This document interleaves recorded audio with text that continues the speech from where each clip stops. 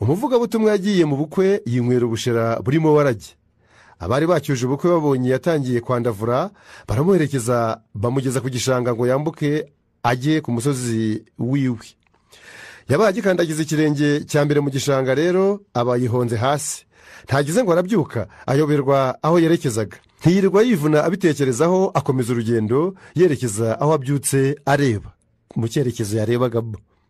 Ageze imbere yumva abantu basakabaka, ati nkajya kureba wasanga aho hantu habaye ibirori, nkongera nkabona aho niganirira n'ubundi bari abashenzi basagariye basezerera vuba. Agezeyo ikimwaro kiramukora kuko yasanze ari hamwe yahoze mu bukwe. Ibyo byose rero byatewe n'uko amaze kugwa yabyutse akerekeza aho abyutse areba, ntamenye ko asubiye aho yavuye.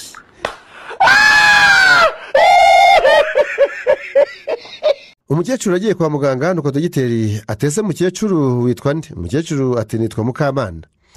Dogiteri arandika arongera aramubaza ati rindi se? Umukecuru ariyumvira ati va gushyiraho Bosiko.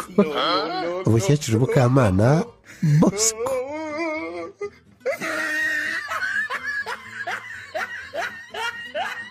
Umwarimu yarimo yigisha abana abereka ububi bw'inzoga, nuko azana ibirahuri bibiri, kimwe ashyiramo inzoga ikindi ashyiramo amazi.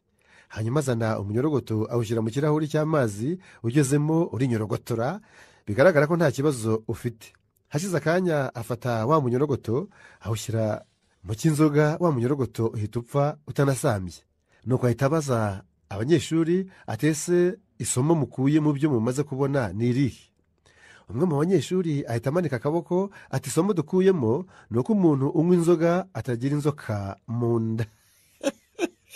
Sinzi ayo mwarimu yamuhaye.